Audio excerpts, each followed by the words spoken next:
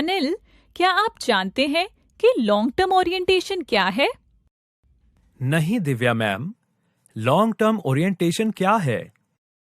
Long term orientation एक उद्यमी होने के दौरान सीखे गए ज्ञान का अनुकूलन है। इन वर्षों में आप इतनी सारी नई चीजें सीखेंगे। आप सीखेंगे कि नई चीजों को कैसे अपनाया जाए। एक अवसर की खोज व्यक्तिगत पात्रों और उनके सीखे गए ज्ञान का एक संयोजन है। अलग अलग लक्षण जो उद्यमिता में मायने रखते हैं, उन्हें हम स्थिर विशेषताएं कहते हैं, जो उपलब्धि के लिए आवश्यक हैं।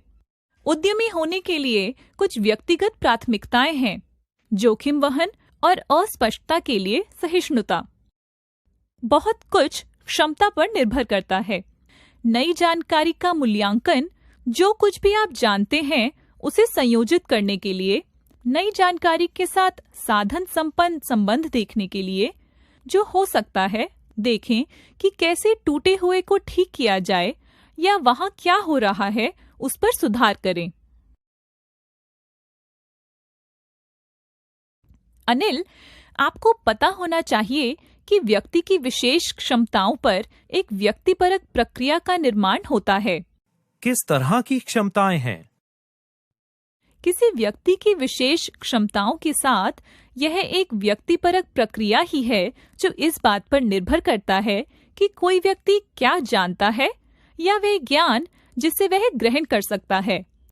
एक व्यक्तिपरक प्रक्रिया समय और अनुभव के साथ मजबूत होती जाती है।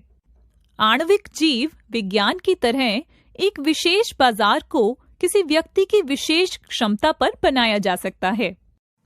स्वाभाविक रूप से आपको नए पारस्परिक कौशल के साथ प्रबंधन के लिए अनुकूल होना पड़ेगा। यहाँ आपको क्या मदद मिलती है? आप किसको जानते हैं? कमजोर संबंध क्या है? और आपने अब तक किस तरह की रचनात्मकता हासिल की है? अब मैं आपको अवशोषण क्षमता के बारे में बताती हूँ। अवशोषण क्षमता, यह क्या है मैम? अवशोषण क्षमता ज्ञान का मूल्यांकन, आत्मसात और शोषण करने की क्षमता है। यह पूर्व से संबंधित है। संबंधित ज्ञान को समझने में सक्षम है, ज्ञान के मूल्य को पहचानता है और नई जानकारी का उपयोग करता है। यदि आपके पास शुरू में कुछ महत्वपूर्ण विशेषज्ञता नहीं है, तो जोखिम यह है कि आप इसे समय पर हासिल नहीं कर पाएंगे। तो समय से आगे रहने के लिए आपको बाजार के बारे में पूर्व ज्ञान प्राप्त करने की आवश्यकता है। पूर्व ज्ञान अपेक्षा गठन में योगदान देता है। ज्ञान डोमेन के महत्व के बारे में पिछले संकेतों की आपकी समझ आपके निर्णयों को प्रभावित करती है कि क्या यह निवेश के लायक है। यदि हम केवल एक बार उम्मीदों को संशोधित करते हैं, तो इसके मूल्य के बारे में बेहतर समझ सकते हैं। अक्सर यह बहुत महंगा होता है। ऐसा इसीलिए है क्योंकि प्रतियोगी के कारण सीखने में संचयी या बहुत देर हो चुकी है। अनिल, क्या तुम जानते हो कि एक कमजोर संबंध क्या होते हैं? कमजोर संबंध, यह क्या है मैम? दो लोगों के बीच कमजोर संबंध तब होता है जब वे ऐसे लोगों को जानते हैं जिनसे वे सीधे नहीं जुड़े होते हैं। इसका मतलब है कि दोस्त का दोस्त कमजोर संबंध है। हालांकि कमजोर संबंध विविधता को बढ़ा सकते हैं। नवीनता का स्रोत विभिन्न क्षेत्रों में जानने वाले लोगों के साथ जुड़े विविध विशेषज्ञता और विचार हैं।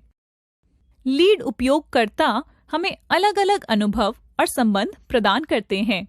हम विभिन्न डोमेन में लोगों से ज्ञान प्राप्त करते हैं। यह ज्ञान एक बेहतर उद्यम विकसित करने के लिए हमारे लिए सहायक हो सकता है। आपको यह भी पता होना चाहिए कि एक कमजोर संबंध आंतरिक विशेषज्ञता का विकल्प नहीं है, वह पूरक है, विकल्प नहीं।